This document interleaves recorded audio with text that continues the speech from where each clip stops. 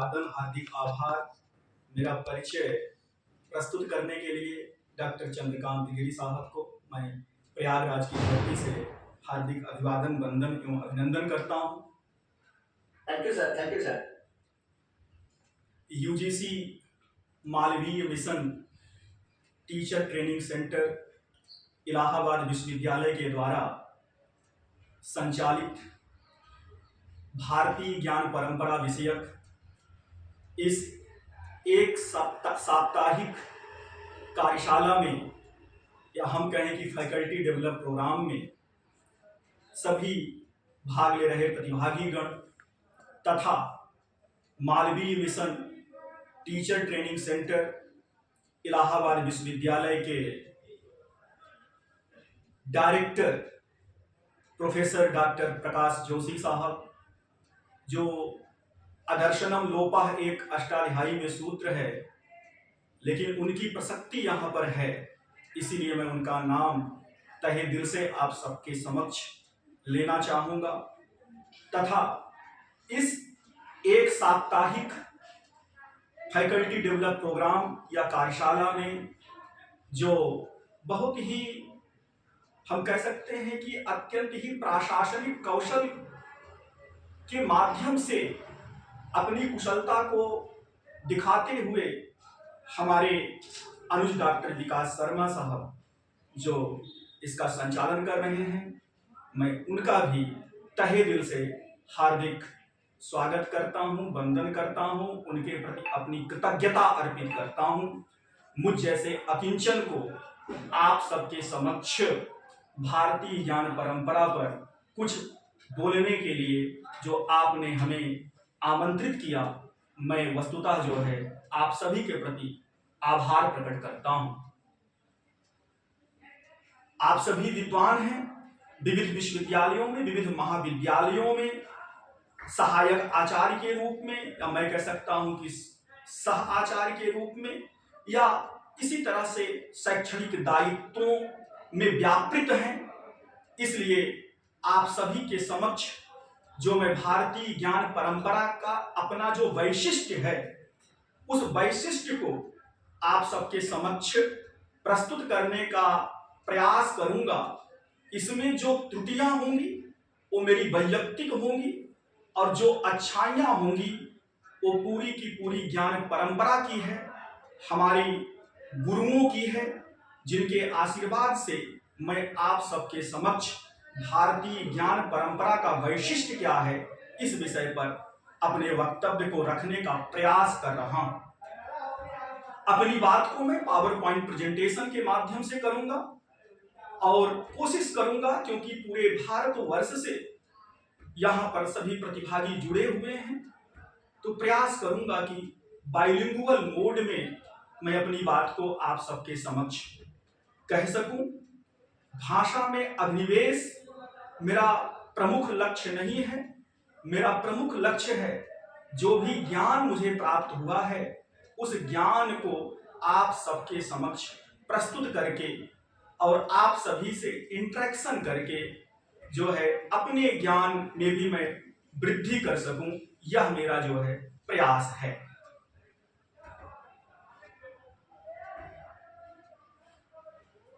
मैं समझता हूं कि पावर पीपीटी आप सबके समक्ष आ गई होगी। एक बार कंफर्म करिएगा कि जी सर, थैंक यू।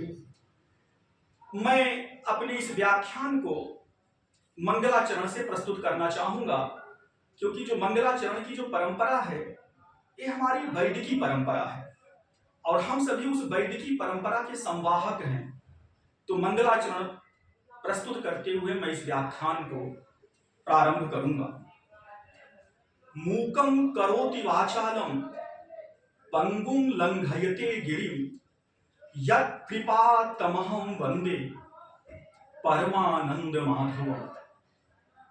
अज्ञानतिमिरान्धस्य ज्ञानाञ्जनशलाकया चक्षुरुन्मीलितं येन तस्मै श्रीगुरवे नमः। सदाशिवसमारम्भां शंकराचार्यमध्यमाम् अस्मदाचार्यपर्यन्तां वन्दे गुरुपरम्पराम्। विद्वज्जन व्याख्यान का विषय है peculiarities of Indian knowledge systems and I am determined that this PPT is visible to everybody and this is my also submission. If possibility is there, so you may take the screenshot of the PPT so that you may be enhanced wherever is required for the presentation on this topic. You may take the help of my PPTs. With these words, I would like to start the presentation. The topic is peculiarities of Indian knowledge systems. Friends, this lecture deals with following content. ये जो व्याख्यान है, ये विषय है, ये इन उप विषयों से व्यापृत है। हम कह सकते हैं कि हमारा जो व्याख्यान है वह व्याख्यान दो भागों में विभाजित है। एक भाग तो यह है कि हम सभी जानेंगे कि इंडियन नॉलेज सिस्टम्स है क्या। पूरे देश में 2020 से इंडियन नॉलेज सिस्टम्स पर या इंडियन इंटेलेक्चुअल ट्रेडिशंस पर चर्चाएं हो रही हैं, लेकिन अभी तक कोई परिष्कृत पुस्तक, कोई परिमार्जित पुस्तक जो भारतीय ज्ञान परंपरा को हम सबके समक्ष अत्यंत ही तात्विक रूप में रख सके, या हम भारतीय ज्ञान परंपरा का हम उपजीव्य ग्रंथ के रूप में उसको हम स्वीकृत कर सके, अभी तक ऐसा प्रयास दृष्टिगत नहीं होता है, या दृष्टिगत हुआ भी होगा तो निश्चित रूप से वह प्रयास एकांगी होगा। हम सभी विद्वज्जन भारतीय ज्ञान परंपरा को समझने का प्रयास कर रहे हैं। भारतीय ज्ञान परंपरा की सांप्रतिक उपादेयता क्या हो सकती है, उसकी अनुप्रयोगिता या अनुप्रयोग क्या हो सकता है, आज के इस वैश्विक जगत में इन सभी तथ्यों पर ध्यान में रख करके हम भारतीय ज्ञान परंपरा को या भारतीय बौद्धिक परंपरा को जानने का, समझने का और उस पर पेपर में या रिसर्च पेपर के रूप में उसे प्रस्तुत करने का या ग्रंथ के रूप में लिखने का प्रयास कर रहे हैं। अभी तक सिर्फ यह प्रयास है और उसी प्रयास में मेरा भी एक यह प्रयास है कि भारतीय ज्ञान परंपरा को समझें। यदि भारतीय ज्ञान परंपरा की क्या तत्व मीमांसा है, या उसकी क्या प्रमाण मीमांसा हो सकती है, या उसकी क्या आचार मीमांसा हो सकती है, या भारतीय ज्ञान परंपरा की वैश्विकी दृष्टि क्या है, या भारतीय ज्ञान परंपरा का दर्शन क्या है, उसे दर्शन के रूप में यदि हम कोई ग्रंथ लिखें तो किस प्रकार का वह ग्रंथ हो सकता है, या उसकी सांप्रतिक अनुप्रयोग क्या हो सकता है। इन सभी तथ्यों को ध्यान में रख करके, इन सभी विचारों को ध्यान में रख करके यह विषय आप सभी के समक्ष प्रस्तुत है। तो एक होगा कि what is the Indian knowledge system. हम भारतीय ज्ञान परंपरा या भारतीय ज्ञान प्रणाली कहेंगे।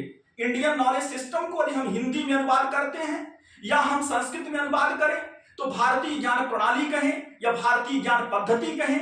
भारतीय ज्ञान परंपरा जो है वह कहीं न कहीं भारतीय बौद्धिक परंपरा के निकट है, तो इंडियन इंटेलेक्चुअल ट्रेडिशन कह सकते हैं। और भारत इंडियन नॉलेज सिस्टम के लिए हमें भारतीय ज्ञान प्रणाली या भारतीय ज्ञान पद्धति ऐसा शब्द का प्रयोग करें तो ज्यादा ही युक्त होगा।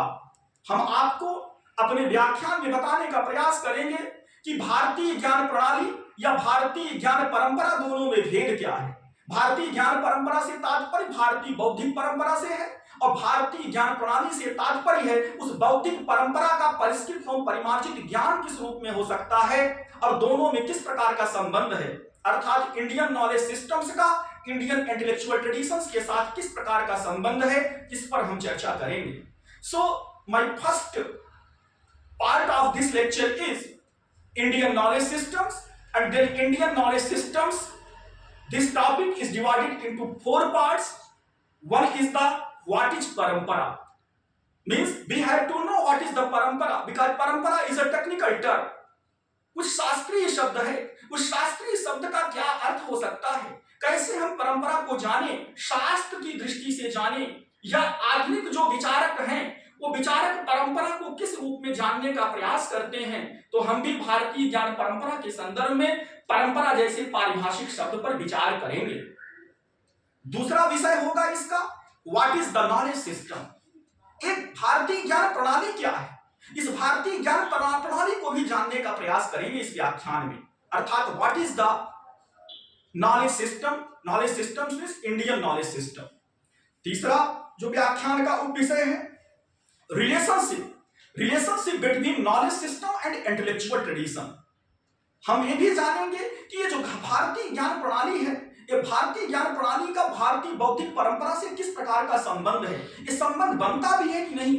कभी कभी विद्वत क्षेत्र में हम कह सकते हैं, या वैश्विक जगत में, या अकादमिक क्षेत्र में, अकादमिक जगत में यह देखा गया है कि लोग इंडियन नॉलेज सिस्टम को ही इंडियन इंटेलेक्चुअल ट्रेडिशन समझ जाते हैं, या भारतीय ज्ञान प्रणाली को ही भारतीय बौद्धिक परंपरा समझ जाते हैं, या भारतीय बौद्धिक परंपरा को ही भारतीय ज्ञान प्रणाली समझ जाते हैं। तो हम एक सिल्वर लाइन डिमार्केशन जानेंगे, अर्थात एक हम परिष्कृत और परिमार्जित एक प्रकार का हम वर्ल्ड व्यू तैयार करेंगे जो बताएगा कि Indian knowledge system is something different and Indian intellectual tradition is something different, but it has some relationship. Which kind of relationship is there?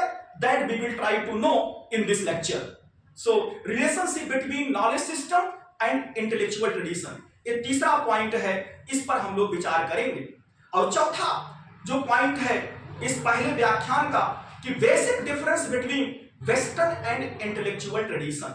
हमारा जो वेस्टर्न इंटेलेक्चुअल ट्रेडिशन है और हमारा जो इंडियन इंटेलेक्चुअल ट्रेडिशन है, इन दोनों में भेद क्या है।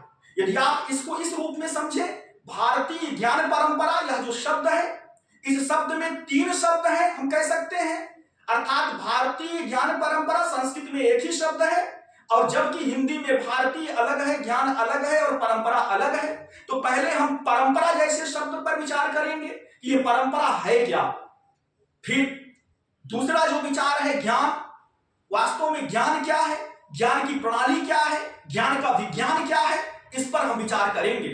और तीसरा जो तत्व होगा जिसे हम कहते हैं भारतीय, ये भारतीय ज्ञान क्या है, अर्थात भारतीय ज्ञान को हम तभी जान पाएंगे जब हम पाश्चात्य ज्ञान को जान पाएंगे। अर्थात पाश्चात्य ज्ञान का क्या वैशिष्ट्य है, पाश्चात्य ज्ञान के वैशिष्ट्य के साथ जब भारतीय ज्ञान के वैशिष्ट्य का हम तुलनात्मक अध्ययन करेंगे, तभी हम समझ पाएंगे कि यह पाश्चात्य ज्ञान की परंपरा है और यह भारतीय ज्ञान की परंपरा है। अर्थात भारतीय जो शब्द है, इस शब्द को हमें पाश्चात्य शब्द के सापेक्ष ही हमें जानना होगा।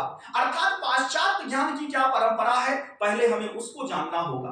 पाश्चात्य ज्ञान परंपरा का क्या वैशिष्ट्य है, कैसे भारतीय ज्ञान परंपरा पाश्चात्य ज्ञान परंपरा से भिन्न है, या कैसे जो है भारतीय ज्ञान परंपरा के वैशिष्ट्य को पुनः स्थापित किया जा सकता है, इन तथ्यों पर विचार करने की नितांत आवश्यकता है। तो भारतीय ज्ञान परंपरा जो संस्कृत में एक शब्द है, हिंदी में तीन शब्द हैं हम कह सकते हैं, भारतीय, ज्ञान और परंपरा। तो परंपरा को हम समझेंगे, फिर ज्ञान को समझेंगे, और इसके साथ साथ जो है फिर हम भारतीय जो है इस शब्द को जानेंगे। भारतीय शब्द को हम तभी जान पाएंगे जब हम पाश्चात्य ज्ञान के वैशिष्ट्य को हम समझें, तो उसके सापेक्ष हम भारतीय इस शब्द को जानने का प्रयास करेंगे भारतीय ज्ञान परंपरा के आलोक में।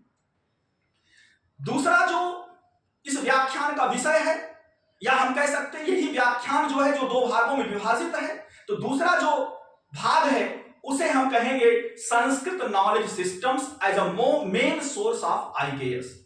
हम प्रयास करेंगे या हम इसको हम प्रतिष्ठापित करने का प्रयास करेंगे आप सभी के समक्ष कि जो संस्कृत नॉलेज सिस्टम्स है या संस्कृत नॉलेज सिस्टम है, यह कैसे जो है मेन सोर्स है, मेन इक्विपमेंट है या मेन इंस्ट्रूमेंट है किसको जानने का, IKS को जानने का, अर्थात इंडियन नॉलेज सिस्टम्स को जानने का। या हम कह सकते हैं उसके एक स्तर से ऊपर जाएं तो हम समझ सकते हैं कि भारतीय ज्ञान परंपरा को जानने का, या भारतीय बौद्धिक परंपरा को जानने का।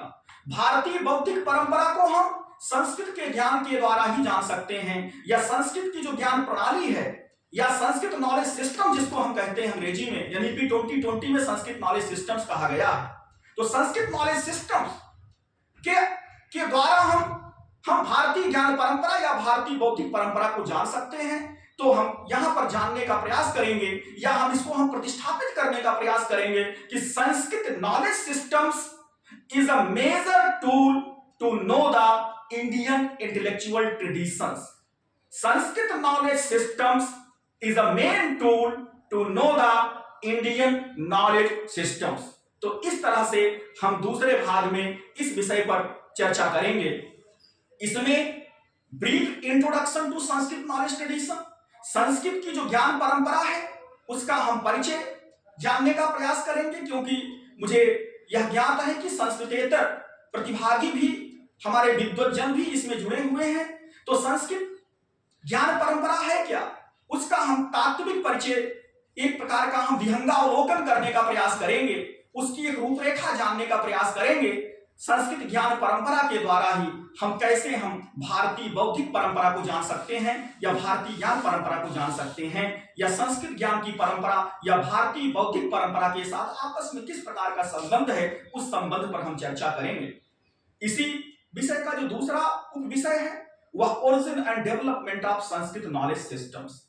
यह जो है संस्कृत नॉलेज सिस्टम्स का जो है उद्भव और विकास, यदि समय रहा तो, हालांकि हमारे पास 3 घंटे का समय है, बीच में हम इंटरेक्शन भी करेंगे, बीच में कुछ ब्रेक भी होगा, तो प्रयास करेंगे कि इस 3 घंटे में हम अपनी बात को आपको कह सकें और आपसे हम कुछ फीडबैक ले सकें। आप अपने अपने बैकग्राउंड के आधार पर, अपने अपने ज्ञान के क्षेत्र के आधार पर इन विषयों पर हमसे डिस्कोर्स करें, हमसे विमर्श करें, और जिससे जो है आपका भी जो है परिष्कार हो सके और मेरा भी परिष्कार हो सके। यह हमारा जो है अनुदेश है आप सभी के प्रति, यह मेरा अभिनिवेश है आप सभी के प्रति। और जो अंतिम होगा कंक्लूजन्स, अर्थात इंडियन नॉलेज सिस्टम्स का जो है हमारा जो पेकुलियरिटीज है, उस पेकुलियरिटीज का उपसंहार या उपसंहृति क्या है, इसको हम जानने का प्रयास करेंगे। तो ये जो है हमारे व्याख्यान का जो है एक प्रकार का, इस व्याख्यान की एक रूपरेखा है। इसी रूपरेखा के तहत जो है हम आपसे बात करने का प्रयास करेंगे। तो जो पहला पॉइंट है परंपरा, ये परंपरा है क्या? बहुत सारे विद्वानों ने इस परंपरा को भिन्न भिन्न रूपों में बताने का प्रयास किया है। हम आपके समक्ष एक पाश्चात्य विद्वान की चर्चा करेंगे, जो नाम से तो पाश्चात्य विद्वान हैं, वस्तुतः ज्ञान से और कर्म से पूर्णतः भारतीय हैं। ऐसे विद्वान का नाम है मार्को पेलिस। मार्को पेलिस ने 2 पुस्तकें, बहुत ही महत्वपूर्ण है जो पुस्तकें, यदि हम भारतीय ज्ञान की परंपरा को जानना चाहते हैं, उस भारतीय ज्ञान की परंपरा का अगर हम तात्विक ज्ञान प्राप्त करना चाहते हैं, तो मैं आप सभी के समक्ष यह रिकमेंड करूंगा, यह संस्तुत करूंगा कि आप मार्को पेलिस की 2 पुस्तकें आप जरूर ऑनलाइन आप डाउनलोड करके इनको देखें। एक पुस्तक है the way and the mountain, Tibet Buddhism and tradition. ये जो the way and the mountain, Tibet Buddhism and tradition है, यह कहीं न कहीं जो है ये परंपरा को या भारतीय बौद्धिक परंपरा को बताने का प्रयास करती है। इसी तरह से जो परंपरा है, उस परंपरा को हम केवल इसी एक पुस्तक से नहीं समझ सकते हैं। उस पुस्तक पर निधिध्यासन करने के लिए, उस पुस्तक पर और अधिक बल प्रदान करने के लिए, जिससे हम परंपरा का जो है सांगोपांग ज्ञान प्राप्त कर सकें, तो मार्को पेलिस की दूसरी पुस्तक है पीक्स एंड लामास। ये यूनाइटेड स्टेट्स ऑफ अमेरिका से छपी है पीक्स एंड लामास, और the way and the mountain जो है ये पुस्तक कनाडा से छपी है। तो आप लोग इसे आर्काइव से डाउनलोड कर सकते हैं और वहां पर देखें कि किस प्रकार से मार्को पेलिस ने परंपरा को बताने का प्रयास किया है, और उनका जो है परंपरा को बताने का जो प्रयास है वह आज के परिप्रेक्ष्य में, यानी कि 2020 के परिप्रेक्ष्य में, हम सभी इस अकादमिक जगत में जिस प्रकार से चर्चा कर रहे हैं, इन चर्चा के परिप्रेक्ष्य में, इस मीमांसा के परिप्रेक्ष्य में या इस विमर्श के परिप्रेक्ष्य में नितांत उपयोगी है, नितांत उपादेय है। मार्को पेलिस जो है परंपरा को कहते हैं कि परंपरा को हम 4 अवयवों के माध्यम से समझ सकते हैं। अर्थात परंपरा को यदि हमें जानना है तो परंपरा के 4 महत्वपूर्ण स्तंभ हैं। अर्थात परंपरा को 4 महत्वपूर्ण स्तंभों के द्वारा जानने का प्रयास करते हैं। जो 4 महत्वपूर्ण स्तंभ हैं वह नितांत उपयोगी हैं यदि हम परंपरा पर विचार कर रहे हैं। वस्तुतः विद्वज्जन आप सभी जानते हो, परंपरा को लोग ट्रेडिशन कहते हैं। और पाश्चात्य ने जो ट्रेडिशन का की चर्चा करी है, ट्रेडिशन का मतलब आउटडेटेड, ट्रेडिशन का मतलब है प्रेजुडिस, ट्रेडिशन का मतलब रूढ़िवादिता है, ट्रेडिशन का मतलब जिसमें विज्ञान का नितांत अभाव हो। तो कहीं कहीं ट्रेडिशन को जिस रूप में हम लोगों के समक्ष बताया गया है, अगर हम परंपरा को ट्रेडिशन के रूप में समझेंगे तो कहीं कहीं हम जो है हम उसी रूढ़िवादिता को अपने ऊपर अध्यारोपित कर रहे हैं, उसी पिछड़ेपन को अपने ऊपर अध्यारोपित कर रहे हैं, या उसी विश्वास को हम अपने ऊपर अध्यारोपित कर रहे हैं, या उसी आउटडेटेड जो एटीट्यूड है उसको अध्यारोपित करते हैं। लेकिन यदि हम ट्रेडिशन को भारतीय ज्ञान की परंपरा के संदर्भ में जानने का प्रयास करते हैं, या भारतीय बौद्धिक परंपरा के संदर्भ में जानने का प्रयास करते हैं, तो कहीं कहीं यह आउटडेटेड जो कॉन्सेप्ट है वह परंपरा को व्याख्यायित नहीं करता, अर्थात उस आउटडेटेड कॉन्सेप्ट के द्वारा हम परंपरा को नहीं जान सकते हैं। इसलिए हमें परंपरा को जानना होगा तो कहीं न कहीं जो है कुछ नए उपमान गढ़ने होंगे। तो मार्को पेलिस साहब ने परंपरा को समझने के लिए कहते हैं कि परंपरा के 4 महत्वपूर्ण अवयव हैं। मैंने जो यहां पर लिखा है इस स्लाइड में, मार्को पेलिस की एज इट इज जो सेंटेंस है, word by word, bit by bit आपके समक्ष रखने का प्रयास किया है। मार्को पेलिस साहब कहते हैं, a complete tradition exists, this will entail the presence of 4 things। ये जो परंपरा है, ये परंपरा जो कंप्लीट परंपरा के रूप में दिखाई देता है, ये 4 अवयवों पर आधारित है। ये कौन कौन से 4 अवयव हैं परंपरा के, या परंपरा के 4 आयाम कौन है? 4 आयामों पर जो है ये परंपरा जो है वह आश्रित है। वो कौन से 4 आयाम हैं? पहला है कि परंपरा में ए सोर्स ऑफ इंस्पिरेशन, परंपरा में एक सोर्स ऑफ इंस्पिरेशन होता है। To use a more concrete term of revelation, अर्थात कोई भी परंपरा जो होगी उस परंपरा का सबसे महत्वपूर्ण जो अवयव है वह जो है रेवलेशन है। रेवलेशन का मतलब आत्म साक्षात्कृत ज्ञान, अर्थात कोई भी परंपरा है, या भारतीय ज्ञान परंपरा को देखिए तो भारतीय ज्ञान परंपरा के लिए एक आधारभूत अवयव है जिसको हम कहते हैं आत्म साक्षात्कृत ज्ञान। तो परंपरा का एक महत्वपूर्ण अवयव है रेवलेशन। यह रेवलेशन क्या है? यह रेवलेशन वही है जो आत्म साक्षात्कृत ज्ञान है, जिसको जो है ऋषि लोग कहते हैं कि ऋषयः मंत्र दृष्टारः न तु कर्ता। ये ऋषि लोग मंत्र दृष्टा हैं, ऋषि लोग मंत्रों के क्रिएटर नहीं हैं, वो जो है मंत्रों की रचना नहीं करे हैं, अर्थात वो आत्म साक्षात्कृत जो ज्ञान है वह जो है परंपरा का जो है पहला जो है मुख्य आधार स्तंभ है, जिसको हम कहेंगे अंग्रेजी में रेवलेशन। दूसरा जो है अवयव है परंपरा का, वो कहते हैं कि ए करंट ऑफ इन्फ्लुएंस और grace issuing forth from that source and transmitted without interruption through a variety of channels। वो जो रेवलेशन है, ये जो रिवील्ड नॉलेज है, या आत्म साक्षात्कृत ज्ञान है, वह आत्म साक्षात्कृत ज्ञान बिना किसी डेविएशन के, बिना किसी वेरिएशन के, विविध चैनल के द्वारा, विविध माध्यमों के द्वारा एक जनरेशन से दूसरे जनरेशन में ट्रांसमिट हुआ है। अर्थात that revealed knowledge has been transmitted from one generation to another generation without any deviation and variation following various channels. तो यह भी परंपरा का एक महत्वपूर्ण जो है अवयव है कि जो हमारा आत्म साक्षात्कृत ज्ञान था, वह आत्म साक्षात्कृत ज्ञान एक पीढ़ी से दूसरे पीढ़ी में बिना किसी विचलन के, बिना किसी उसमें जो है हम कह सकते हैं कि विच्छेद के, अनवरत सतत गंगा प्रवाह की तरह जो है एक पीढ़ी से दूसरे पीढ़ी में यह ट्रांसफर होता रहा है, अर्थात ट्रांसम्यूट होता रहा है। अब प्रश्न होता है कि किस माध्यम से यह ट्रांसम्यूट हुआ? तो एक तो लोक है और दूसरा शास्त्र है। लोक की परंपरा अर्थात वह आत्म साक्षात्कृत ज्ञान लोक के द्वारा जो है, लोक में जो तरह तरह की जो परंपराएं हैं, जो तरह तरह की हमारी जो संस्कृतियां हैं, उन संस्कृतियों के माध्यम से एक पीढ़ी से दूसरे पीढ़ी में एडिटेड जो है वह रिवील्ड नॉलेज ट्रांसम्यूट हुआ। और दूसरा जो है शास्त्र के माध्यम से, शास्त्र के माध्यम से भी वही जो है रिवील्ड नॉलेज बिना किसी डेविएशन के, बिना किसी वेरिएशन के एक पीढ़ी से दूसरे पीढ़ी में वह जो है वह ट्रांसम्यूट हुआ। तो परंपरा का दूसरा जो है महत्वपूर्ण आधारभूत स्तंभ या अवयव है, this is a current influence और grace issuing forth from that source and transmitted without interruption through a variety of channels। तो परंपरा का यह दूसरा महत्वपूर्ण अवयव है। बिना इसको समझे हम परंपरा जैसे पारिभाषिक शब्द को अच्छी तरह से नहीं समझ सकते हैं।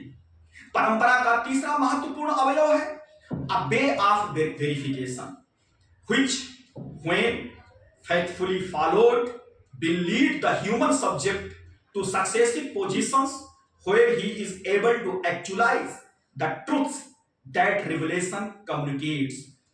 कहते हैं इस परंपरा को, जो रिवील्ड नॉलेज है, जो रिवील्ड नॉलेज एक जनरेशन से दूसरे जनरेशन में वो ट्रांसम्यूट हुआ है या ट्रांसफॉर्म हुआ है, वह ट्रांसम्यूटेड नॉलेज जो है उसको जो है हर व्यक्ति यदि उस ज्ञान की पद्धति को जानेगा या उस ज्ञान की पद्धति का अनुसरण करेगा तो उस रिवील्ड नॉलेज का वह बोध कर सकता है।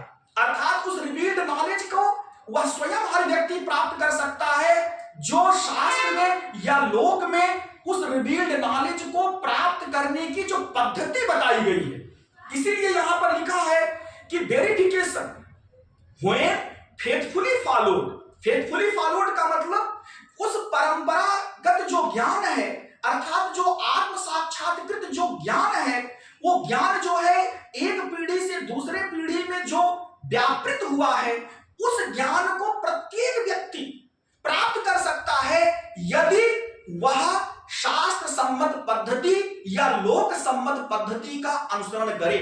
जब उसको ज्ञान को प्राप्त कर सकता है तो उस ज्ञान को, उस वही ज्ञान जो है वह सत्य है जिसको रिविलेशन कम्युनिकेट्स करता है। अर्थात परंपरा में जो आत्म साक्षात्कृत ज्ञान है, उस आत्म साक्षात्कृत ज्ञान को विभिन्न प्रकार की पद्धतियों के द्वारा प्रत्येक व्यक्ति उस ज्ञान को प्राप्त कर सकता है, अर्थात उस सत्य का अवबोधन कर सकता है, उस सत्य का बोध कर सकता है। तो यह जो है तीसरा जो है महत्वपूर्ण अवयव है जिसको हम वेरिफिकेशन कहते हैं। अर्थात everybody can get that revealed knowledge if he follows the protocol, if he follows the rules and regulations which have been provided by the competent authority। and who is the competent authority? That is the शास्त्र and लोका। तो ये परंपरा का तीसरा जो है महत्वपूर्ण अवयव है। चौथा जो अवयव है वह है finally there is the formal embodiment of tradition in the doctrines, arts, sciences and other elements that together go to determine the character of a normal civilization। परंपरा का ये चौथा महत्वपूर्ण स्तंभ है या महत्वपूर्ण अवयव है कि जो आत्म साक्षात्कृत ज्ञान है, वह आत्म साक्षात्कृत ज्ञान औपचारिक रूप से विभिन्न सिद्धांतों में, विभिन्न ज्ञान पद्धतियों में, विभिन्न कलाओं में, विभिन्न विज्ञानों में या हम विभिन्न कह सकते हैं ह्यूमैनिटीज के जो डिसिप्लिन्स हैं, सोशल साइंस के डिसिप्लिन्स हैं या विविध हमारे ज्ञान के जो विविध आयाम हैं, उनमें जो है यह अवतरित होता है। अर्थात उस आत्म साक्षात्कृत ज्ञान से प्रत्येक जो ज्ञान की विधाएं हैं, प्रत्येक जो ज्ञान के अनुशासन हैं, वो अनुशासन व्यापृत हैं। चाहे वह आर्ट्स का सब्जेक्ट हो, चाहे वह साइंस का सब्जेक्ट हो, चाहे वह कला हो, चाहे वह एस्थेटिक्स हो, चाहे वह ह्यूमन साइंस का सब्जेक्ट हो, चाहे वह सोशल साइंस का सब्जेक्ट हो। अर्थात वह revealed knowledge has been transmuted in the form of so many theories, in the form of various texts। maybe that text is for the science, maybe that text is for the humanities, maybe that text is for the human science, whatsoever, but that revealed knowledge has been infused in each and every text। तो इस तरह से जो हमारा जो परंपरा है, वह परंपरा इन चार महत्वपूर्ण अवयवों पर आश्रित है। तो जब तक हम इन चार महत्वपूर्ण अवयवों को नहीं समझेंगे, तब तक कहीं न कहीं परंपरा को हम अच्छी तरह से सम्यकतया अवबोध नहीं कर सकते हैं, और नहीं तो परंपरा का ट्रांसलेशन हम करते रहेंगे ट्रेडिशन, और ट्रेडिशंस का मतलब होता है आउटडेटेड टेक्नोलॉजी जैसे है, या हम कह सकते हैं रूढ़िवादिता। तो हमारे यहाँ जो परंपरा है वह बहुत ही पारिभाषिक शब्द है, और परंपरा के ये 4 महत्वपूर्ण अवयव हैं। इनको डिटेल में या रिसर्च की दृष्टि से यदि आपको समझना है तो मैं फिर से रिकमेंड करूंगा कि मित्रवर्य आप लोग मार्को वेलिस की ये 2 किताबें आप लोग पढ़िए, जिसमें बहुत ही सिस्टमेटिक और साइंटिफिकली जो है परंपरा को उन्होंने परिभाषित किया है, परंपरा को बताने का प्रयास किया है। तो इस व्याख्यान में हम इन्हीं मार्को वेलिस की जो बात कही गई है, इन्हीं बातों पर अपनी बात को हम रखते हुए हम आपको परंपरा को, ज्ञान को, भारतीयता को बताने का प्रयास करेंगे, क्योंकि विषय ही है peculiarities of Indian knowledge systems. वह भारतीय ज्ञान परंपरा या भारतीय बौद्धिक प्रणाली की विशिष्टताएं क्या है, वैशिष्ट क्या है, इनको हम जानने का प्रयास करेंगे। अब परंपरा को तो ये तो आधुनिक विचारक थे, हमारे शास्त्रों में भी परंपरा को बताया गया है। परंपरा को यदि हम सामान्य रूप में समझने का प्रयास करें कि परंपरा का स्वरूप क्या है, तो इसको हम किस वाक्य से कह सकते हैं, नित्य नवीन चिर पुरातन। ये परंपरा है जो नित्य क्षणे क्षणे नवताम उपयोगी, जो नित्य नवीन हो और चिर पुरातन हो, अर्थात जिसमें प्रवाह नित्यता भी हो और जिसमें कूटस्थ नित्यता हो। यहां परंपरा से आशय वही ज्ञान की परंपरा है। तो ज्ञान की परंपरा या बौद्धिक परंपरा जो नित्य नवीन हो और चिर पुरातन हो, अर्थात नित्य नवीन और चिर पुरातन को हम इस रूप में समझ सकते हैं जिसमें प्रवाह नित्यता भी हो जिस ज्ञान में, और जिस ज्ञान में कूटस्थ नित्यता भी हो। प्रवाह नित्यता और कूटस्थ नित्यता से समुपेत जो ज्ञान है वही ज्ञान पारंपरिक ज्ञान है, या उसी ज्ञान को हम ज्ञान परंपरा के रूप में हम जान सकते हैं, या उसका हम सम्यकतया अवबोध कर सकते हैं। परंपरा का लिटरल या व्युत्पत्ति लभ्य अर्थ भी है। जैसे परंपरा में पर और अपर 2 शब्द हैं। अगर आप देखें पर है, पर को कहा जा सकता है कि परम अर्थात अतिशयेन। फिर पिपर्ति, पिपर्ति में पोषयति, जो अतिशय रूप से, जो पोषित करे, जो हमें पुष्ट करे, जो हमें पुष्ट करता है, उसे हम कह सकते हैं परंपरा। परम अतिशयेन पिपर्ति पोषयति वा इति परंपरा, अर्थात जो हमें अतिशय रूप से पुष्ट करे वही परंपरा है।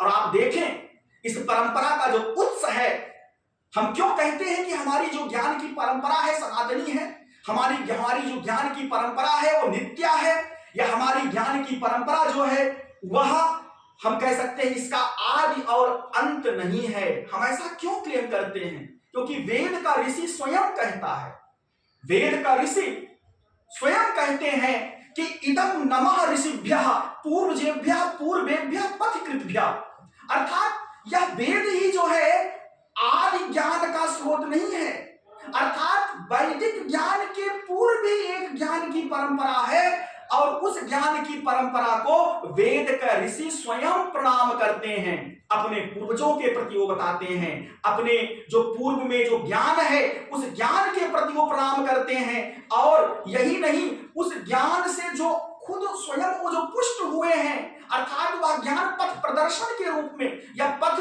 को प्रदर्शित करने के रूप में वो ऋषियों के समक्ष आता है। तो इसलिए जो है वो स्वयं उस ज्ञान से पुष्ट हुए हैं। तो इस प्रकार से उस ज्ञान की परंपरा को हम सनातनी कहते हैं, उस ज्ञान की परंपरा को हम नित्य कहते हैं, क्योंकि वेद ही उस ज्ञान का उत्स नहीं है। वेद में स्वयं कहा गया है कि वह ज्ञान सनातनी है, वह ज्ञान नित्य है, वह ज्ञान स्वयंभू है, वह ज्ञान स्वतः प्रमाणित है, और उस ज्ञान से वेद का ऋषि स्वयं पुष्ट होता है।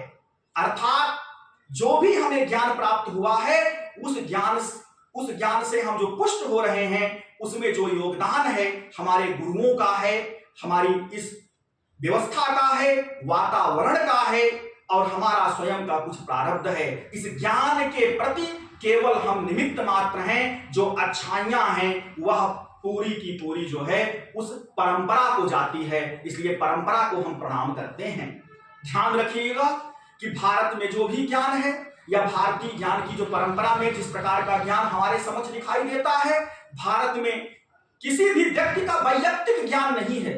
जो ज्ञान है वह पूरी की पूरी जो उस ज्ञान का जो श्रेय है वह श्रेय जो है उस ज्ञान परंपरा को जाता है, उन ऋषियों को जाता है, उन आचार्यों को जाता है। इसीलिए भारतीय चिंतन परंपरा में जिस प्रकार का चिंतन होता है वह चिंतन उसी परंपरा के सापेक्ष होता है, उसी परंपरा के आलोक में चिंतन होता है। इसीलिए कोई व्यक्ति यह क्लेम नहीं करता कि I am the real creator of this work या I am the real author of this work. कहते हैं I am only the instrument for this work या I am only the composer of this work. तो इसका मतलब है कि भारत में जितना भी चिंतन हो रहा है या जिस प्रकार का चिंतन किया जाता है वह चिंतन व्यक्ति विशिष्ट नहीं है, वह चिंतन जो है वह परंपरा के सापेक्ष में है। और जो चिंतन करता है वह केवल जो है वह निमित्त मात्र है। और इसीलिए यदि आप देखें संस्कृत में नैका अनेक ग्रंथ मिलते हैं, लेकिन उन ग्रंथों के आचार्य कौन हैं, उन आचार्य का जीवन परिचय क्या है, उनका व्यक्तित्व या कर्तृत्व किस प्रकार का था, उन सब व्यक्तित्वों एवं कर्तृत्वों से हम पूर्णतः अपरिचित होते हैं। अर्थात आचार्य जो है उस अपने ग्रंथ में जो है उनकी चर्चा नहीं करते, क्योंकि आचार्य समझते हैं कि यदि हम अपने व्यक्तित्व एवं कर्तृत्व की चर्चा करेंगे तो निश्चित रूप से कहीं न कहीं जो है हमें ईगो आ जाएगा, अहम भाव आ जाएगा और हमारा तो अपना कोई ज्ञान ही नहीं है, हमारे ज्ञान तो पूरा का पूरा परंपरा का है। इसीलिए हम इस ज्ञान के प्रति निमित्त मात्र हैं। इसलिए कोई भी आचार्य अपना व्यक्तिगत परिचय नहीं देता। पूरा का पूरा रघुवंशम मिलता है, पूरा का पूरा कुमार संभवम मिलता है, पूरा का पूरा अभिज्ञान शाकुंतलम मिलता है, लेकिन कहीं भी कवि या आचार्य अपना व्यक्तिगत परिचय नहीं देता। पूरी की पूरी अष्टाध्यायी मिलती है, लेकिन पाणिनि कौन थे किसी को ज्ञात नहीं है, अपनी चर्चा नहीं करते हैं। इसका कारण क्या था कि ज्ञान जो है वो सार्वभौमिक है, जो ज्ञान है वो सार्वकालिक है, ज्ञान जो है वो सार्वजनीन है, और जो ज्ञान का करता है वह उसका वास्तविक कर्ता नहीं है। वास्तविक कर्ता तो ईश्वर है, वास्तविक कर्ता तो वह जो है गुरु की परंपरा है, वास्तविक कर्ता तो चिंतन की परंपरा है, वह व्यक्ति तो केवल उस ज्ञान के प्रति निमित्त मात्र है। तो इस प्रकार से उस ज्ञान से जो व्यक्ति पुष्ट हो वह ज्ञान ही जो है परंपरा के रूप में जानी जाए। परम अर्थात अतिशयन पिपर्ति पोषयति इति परंपरा। अब कहते हैं कि परंपरा का स्वभाव कैसा है, ये परंपरा को हम जो है किस रूप में समझ सकते हैं। तो ये परंपरा जो है ये प्रवाह नित्यता को भी रखे हुए है और कूटस्थ नित्यता को भी रखे हुए है। अर्थात परंपरा में नित्यता तो है, लेकिन किस प्रकार की नित्यता है, प्रवाह नित्यता भी है और कूटस्थ नित्यता भी है। इस प्रवाह नित्यता को हमें समझने का प्रयास करना होगा और कूटस्थ नित्यता को भी समझने का प्रयास करना होगा। इन दोनों में भेद किस प्रकार का है। जैसे एक बहुत अच्छा उपमान प्रसिद्ध है कि भारतीय ज्ञान की परंपरा सतत गंगा प्रवाह सदृशी है। ये जो भारतीय ज्ञान की परंपरा है ये सतत गंगा प्रवाह सदृशी है। अब प्रश्न होता है कि सतत गंगा प्रवाह सदृशी है तो इसमें किस प्रकार का प्रवाह नित्यता है या किस प्रकार का कूटस्थ नित्यता है। तो इसको समझने के लिए जैसे गंगा जी का जो जल है, गंगा जी का जल वैदिक काल से लेकर के आज तक प्रवाहित हो रहा है, अविच्छिन्न रूप से प्रवाहमयता है, अविच्छिन्न रूप से बिना किसी इंटरप्शन के उसमें प्रवाहमयता है। वैसे ही भारतीय ज्ञान की परंपरा में भी एक पीढ़ी से दूसरे पीढ़ी में बिना किसी हम कह सकते हैं कि विच्छिन्नता के वह ज्ञान जो है एक पीढ़ी से दूसरे पीढ़ी में प्रवाहमान है। तो इसे हम कहेंगे प्रवाह नित्यता। दूसरी चीज, क्या गंगा जी का जल जो वैदिक काल में प्रवाहित हुआ आज भी वही प्रवाहित है? नहीं, ये नित्य नवीन है। हर क्षण ये गंगा जी का पाल जो गंगा जी का जल है वह जो है जल जो है वो परिवर्तित हो रहा है। तो आप इसको हम कह सकते हैं जो गंगा जी का जल है वह गंगा जी का जल जो है वह वैदिक काल से लेकर के आज तक प्रवाहमान है बिना किसी विच्छेद के। इसको हम कूटस्थ नित्यता कह सकते हैं। और गंगा जी का वही जल नहीं प्रवाहित हो रहा है, उसमें हर क्षण नवीनता दिखाई दे रही है, हर क्षण परिवर्तित हो रहा है, तो इसको हम कह सकते हैं प्रवाह नित्यता। तो इसी तरह से जो वैदिक ज्ञान परंपरा है, वैदिक ज्ञान परंपरा जो है कूटस्थ नित्यता अर्थात जो एसेंस है उसका जो एसेंस क्या है, वह एसेंस अध्यात्म का एसेंस है। जो आध्यात्मिक ज्ञान है, वह आध्यात्मिक ज्ञान जो है वह उसी रूप में विविध शास्त्रों में, विविध कलाओं में, विविध दर्शन के ग्रंथों में, विविध ज्ञान के अनुशासनों में वह प्रवाहित है। तो एसेंस उसका परिवर्तित नहीं हुआ है, तो एसेंस नहीं परिवर्तित हुआ है, इसी को हम कूटस्थ नित्यता कहते हैं। लेकिन उस वैदिक ज्ञान में उस प्रवाहमयता भी है, अर्थात वह ज्ञान जो है एक पीढ़ी से दूसरे पीढ़ी में, दूसरे से तीसरे पीढ़ी में, वैदिक काल से लेकर के आज तक वह ज्ञान जो है वह पीढ़ी दर पीढ़ी लोगों में ट्रांसफर होता रहा है। तो ऐसे उस ज्ञान की जो रूप स्वरूप है, उस ज्ञान के स्वरूप को हम कहेंगे कि उसमें प्रवाह नित्यता है, अर्थात essence of the Vedic knowledge has not been changed and it has been transmuted in various sources of the knowledge as it is, that is called kutastha nityata. But that essence of knowledge has been also transmitted from one generation to another generation without any deviation and variation, and that is called from Vedic period to till today, that is called प्रवाह नित्यता। So परंपरा में जो है अर्थात ज्ञान की परंपरा में प्रवाह नित्यता भी है और कूटस्थ नित्यता भी है, और प्रवाह नित्यत्व और कूटस्थ नित्यत्व से समुपेत हमारी जो परंपरा है, इसलिए हमारी परंपरा अत्यंत ही विलक्षणा है। हमारी जो चिंतन की परंपरा में एक वैशिष्ट्य दिखाई देता है, जो पाश्चात्य ज्ञान की परंपरा में या जो पाश्चात्य चिंतन की परंपरा में यह वैशिष्ट्य नहीं दिखाई देता है। परंपरा के स्वरूप को आचार्य अभिनव गुप्त ने अभिनव भारती में भी बताने का प्रयास किया है। अर्थात आचार्य अभिनव गुप्त जो बहुत ही बड़े दार्शनिक थे, वो जो है भरत मुनि के नाट्यशास्त्र पर एक कमेंट्री लिखे हैं जिसको हम अभिनव भारती कहते हैं। तो अभिनव भारती में जो है वो परंपरा को के स्वरूप को बताने का प्रयास करते हैं। कहते हैं कि ऊर्ध्वम आरोह्य, ऊर्ध्वम आरोह्य यदर्थ तत्त्वम धीः पश्यति शांतिम अवेदयन्ति फलम तदाव्यैः परिकल्पितानां विवेक सोपान परंपराणाम। अर्थात इसे हम अंग्रेजी में भी पढ़ देते हैं और हिंदी में भी पढ़ देते हैं कि getting ascended high and high the realisation of the ultimate entity by the untiring intelligence is an outcome of a series of steps of prudence created by the earlier ones. और आप इसको हिंदी में देखें तो बौद्धिक जिज्ञासा यदि उच्च से उच्चतर स्तर पर अविश्रांत भाव से आरोहण करती है एवं सत्य को स्पष्ट रूप में देख पाती है, तो इसका कारण पूर्व लेखकों द्वारा निर्मित चिंतन की सोपान परंपरा है। अर्थात यदि हम अपने ज्ञान से अत्यंत ही पुष्ट हो रहे हैं या उस ज्ञान में हम कुछ परिष्कार कर रहे हैं, उस ज्ञान में हम कुछ परिमार्जन कर रहे हैं, तो उस ज्ञान में जो हम परिष्करण और परिमार्जन कर रहे हैं और उस ज्ञान को प्राप्त करके जो अपने आप को हम पुष्ट कर रहे हैं, तो कहीं न कहीं जो हम कहते हैं अपने को कि हम सो कॉल्ड ज्ञानी हैं, तो जो सो कॉल्ड जो ज्ञानी हैं, उस ज्ञानी होने का जो अभिमान है, उस अभिमान का जो कारण है, वह कारण जो है हमारे ऋषियों के द्वारा, हमारे गुरुओं के द्वारा, हमारे आचार्यों के द्वारा जो ज्ञान प्रदत्त किया गया है, और उस ज्ञान के प्रदान करने से, उस ज्ञान के ग्रहण करने से हम अपने आप को ज्ञानी मानते हैं और आत्मविश्वास से भरे जाते हैं। ये हमारी भारतीय बौद्धिक परंपरा है, ये हमारे भारतीय बौद्धिक परंपरा का ये वैशिष्ट्य है। इसको मैं नहीं कह रहा हूं, आचार्य अभिनव गुप्त ने स्वयं जो है अभिनव भारती में कहा है कि फलम तदाव्यैः परिकल्पितानां विवेक सोपान परंपराणाम।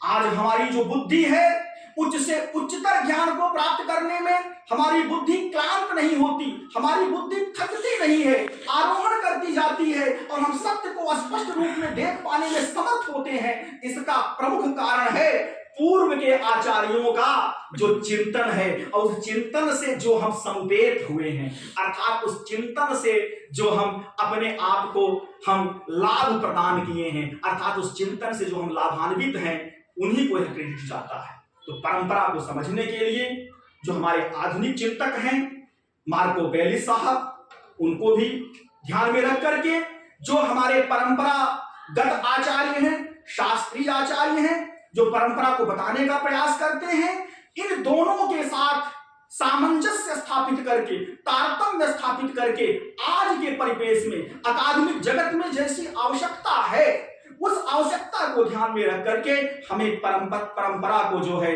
पुनः प्रस्तुत करना होगा, परंपरा की पुनः प्रस्तुति करनी होगी, जिससे उस ज्ञान की परंपरा से आने वाली पीढ़ियां या हम सभी लाभान्वित हो सके, पुष्ट हो सके और उस ज्ञान से हम अपने अपने अपने क्षेत्र में उस ज्ञान का अनुप्रयोग करते हुए इस समाज का, या हम कह सकते हैं अपना भी अभ्युदय एवं निःश्रेयस करने में समर्थ हो सके। इसलिए परंपरा पर चिंतन करना और तात्विक चिंतन करना, शास्त्रीय चिंतन करना नितांत आवश्यक है।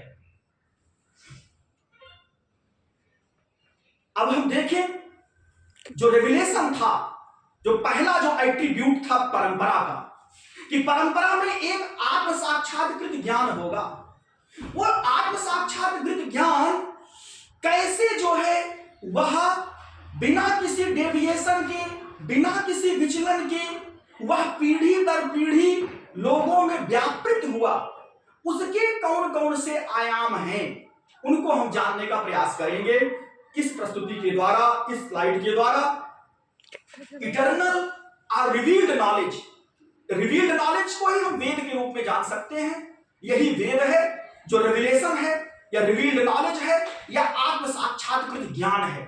तो इटर्नल और revealed knowledge manifested into two forms, ये मुख्य रूप से दो भागों में जो है इसका जो है आविर्भाव हुआ, इसका उन्मेष हुआ, और दो भागों में जो मैनिफेस्टेशन हुआ और उसी से बौद्धिक परंपरा का शुभारंभ होता है। वही इंटेलेक्चुअल ट्रेडिशन है जो बिना किसी इंटरप्शन के है, जो अविच्छिन्न रूप में हम सबके समक्ष दृष्टिगत होती है। तो जो आत्म साक्षात्कृत ज्ञान था, आत्म साक्षात्कृत ज्ञान ने दो प्रकार की बौद्धिक परंपरा का सर्जन किया, दो प्रकार की बौद्धिक परंपरा का आविर्भाव हुआ। एक बौद्धिक परंपरा है जिसको हम निगम ट्रेडिशन कहते हैं, निगम चिंतन की परंपरा, या इसको हम और अधिक पारिभाषिक शब्द में कह सकते हैं कि यह श्रुति ज्ञान चिंतन परंपरा है। दूसरी जो बौद्धिक परंपरा है, उस बौद्धिक परंपरा को हम आगम ट्रेडिशन कह सकते हैं, अर्थात संवाद ज्ञान की चिंतन परंपरा। तो अर्थात वो जो रिवील्ड नॉलेज था, वो जो आत्म साक्षात्कृत ज्ञान था, आत्म साक्षात्कृत ज्ञान ने दो प्रकार की परंपराओं का विकास किया।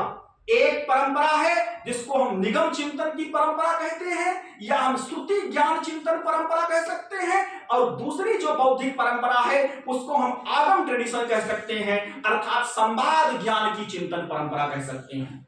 विद्वज्जन, इस बात को मैं बहुत ही दबाव देकर के आप सबके समक्ष प्रस्तुत करना चाहता हूं कि यदि भारतीय बौद्धिक परंपरा को जानना है तो भारतीय बौद्धिक परंपरा के दो आधारभूत ज्ञान की परंपराएं हैं, एक तो निगम ट्रेडिशन और दूसरी आगम ट्रेडिशन। बिना निगम ट्रेडिशन के या बिना आगम ट्रेडिशन के ज्ञान के हम भारतीय बौद्धिक परंपरा का हम सम्यकतया अवबोध नहीं कर सकते। यदि भारतीय बौद्धिक परंपरा का सम्यक अवगाहन करना चाहते हैं, सम्यक अवबोध करना चाहते हैं, तो हमें निगम ट्रेडिशन और आगम ट्रेडिशन को जानना होगा। इसीलिए यहां पर मैंने लिख दिया है कि these two traditions, अर्थात निगम ट्रेडिशन as well as आगम tradition, these two traditions can be treated as a source of Indian intellectual traditions. It means Indian intellectual traditions are based on these two traditions. One is called Nigam intellectual tradition and another is called Agam intellectual tradition. Without the proper knowledge of the Nigam intellectual tradition as well as Agam intellectual tradition, we can't know the Indian intellectual traditions. For knowing the Indian intellectual traditions, these true traditions are must. तो वह eternal जो knowledge था, वह दो प्रकार की बौद्धिक परंपरा का, दो प्रकार की बौद्धिक चिंतन परंपरा का आविर्भाव करता है या विकास करता है। एक निगम ट्रेडिशन और दूसरा है आगम ट्रेडिशन। ये दोनों आधार हैं।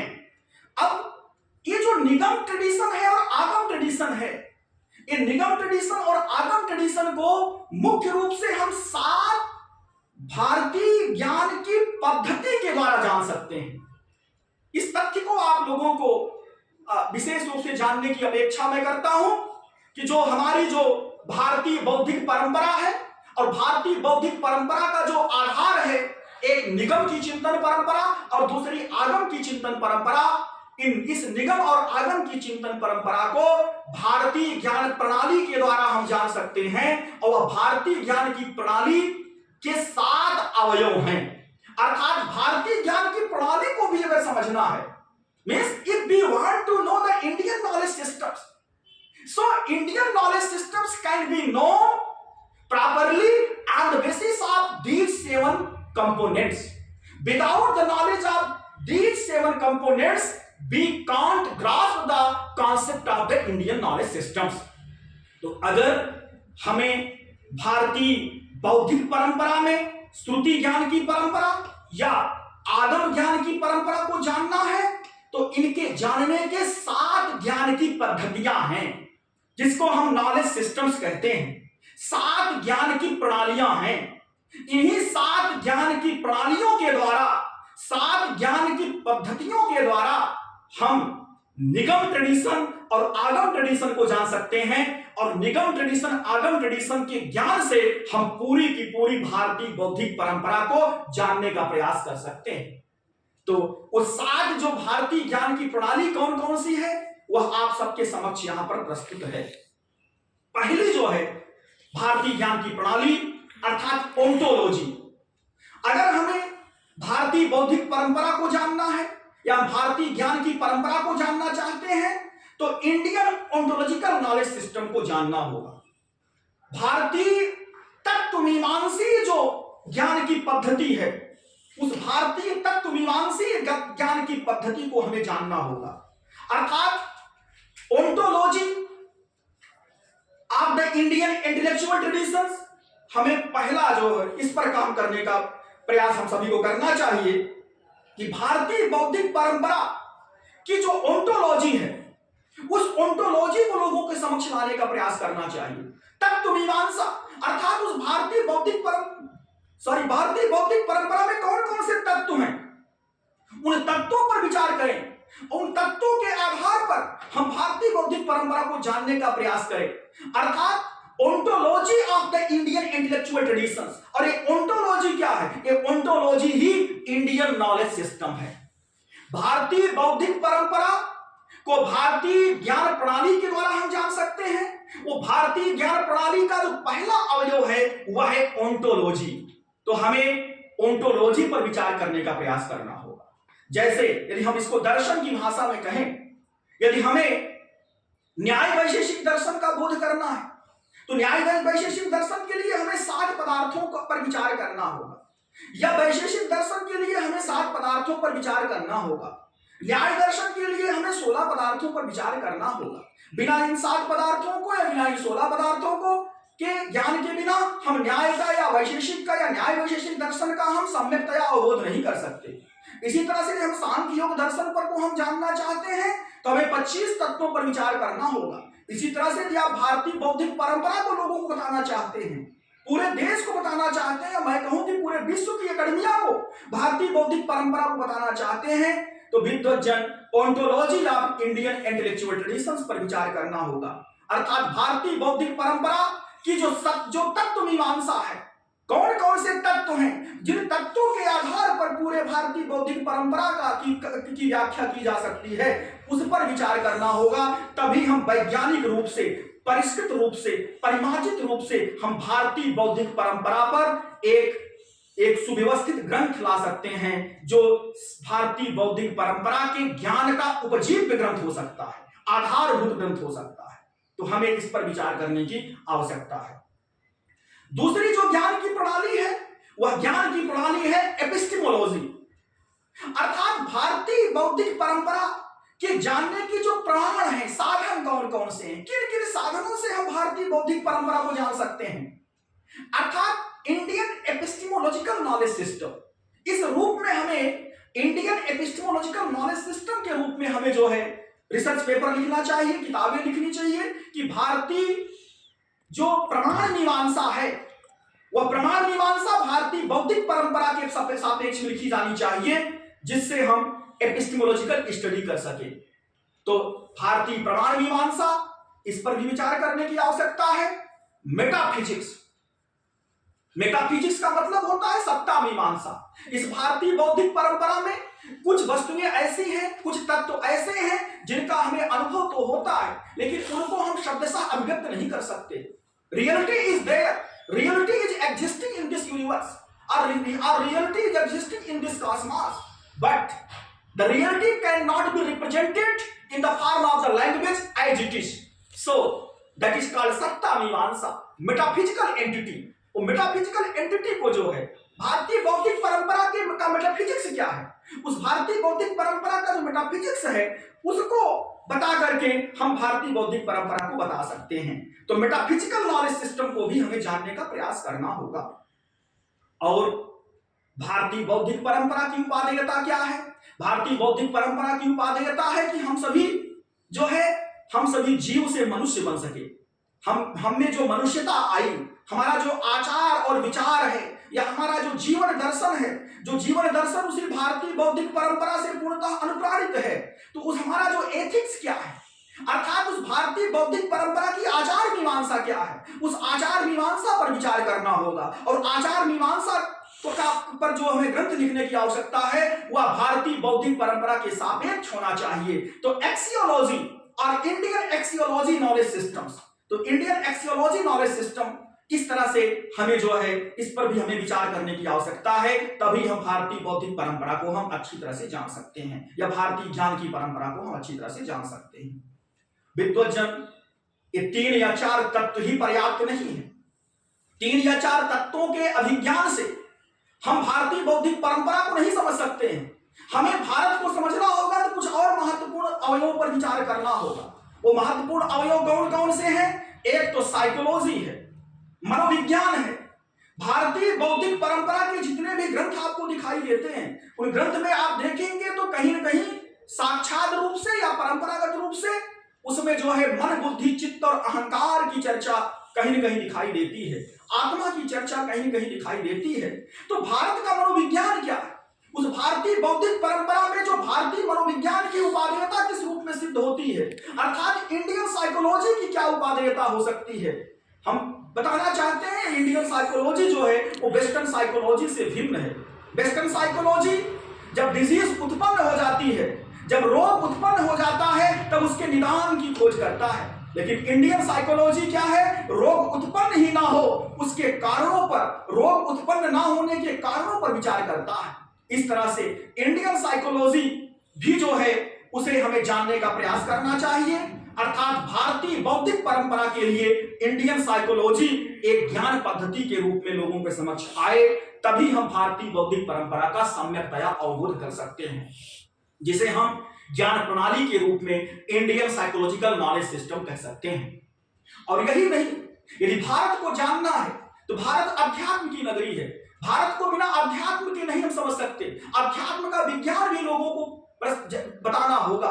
तो स्पिरिचुअल कल्ट, जो आध्यात्मिक साधना, इस भारत में तमाम प्रकार के स्पिरिचुअल प्रैक्टिसेस होते हैं। वो स्पिरिचुअल प्रैक्टिसेस का अपना क्या विज्ञान है, उसकी एक व्यवस्थित और परिचित और परिमार्जित रूप में जो है एक ज्ञान प्रणाली विकसित होनी चाहिए। और बिना स्पिरिचुअल कल्ट के, अर्थात बिना अध्यात्म के विज्ञान के या बिना आध्यात्मिक साधना के हम भारत को नहीं समझ सकते हैं। और इसलिए हमें भारतीय बौद्धिक परंपरा को जानना है तो हमारा जो इंडियन स्पिरिचुअल नॉलेज सिस्टम है, इंडियन स्पिरिचुअल नॉलेज सिस्टम है, इसकी ज्ञान प्रणाली को भी लोगों के समक्ष लाने का प्रयास करना होगा। तभी हम ज्ञान परंपरा को या बौद्धिक परंपरा को जान सकते हैं। यही नहीं, भाषा विज्ञान, लिंग्विस्टिक्स, क्योंकि हमारे यहां कहा गया है कि एकः शब्दः सम्यक् ज्ञातः सुप्रयुक्तः शास्त्रान्वितः स्वर्गे लोके च कामधुक् भवति।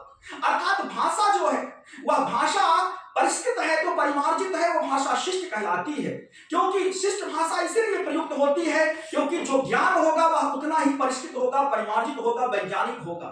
इसलिए ऋषियों ने, हमारे आचार्यों ने भाषा के परिष्करण पर, भाषा के परिमार्जन पर वेद काल से लेकर के और आज तक विचार कर रहे हैं। क्योंकि उनका विचार था कि भाषा जितनी संस्कारित होगी, भाषा जितनी परिष्कृत होगी, भाषा जितनी परिमार्जित होगी, उसमें जो निहित ज्ञान है, उसमें जो अंतर्भुक्त ज्ञान है, वह उतना ही वैज्ञानिक होगा, उतना ही परिष्कृत होगा, उतना ही परिमार्जित होगा। तो इसलिए भाषा विज्ञान के बिना, भारतीय भाषा शास्त्र के विज्ञान के बिना हम कह सकते हैं हम भारतीय बौद्धिक परंपरा को नहीं जान सकते हैं। आप इसको उदाहरण के रूप में समझ सकते हैं। हमारे यहाँ शाब्द बोध की मीमांसा है, न्याय में शाब्द बोध है, व्याकरण में शाब्द बोध है, इसी तरह से जो है मीमांसा में शाब्द बोध है, साहित्य में शाब्द बोध है। बिना अवधा लक्षणा व्यंजना के, बिना हम कह सकते हैं कि हम जो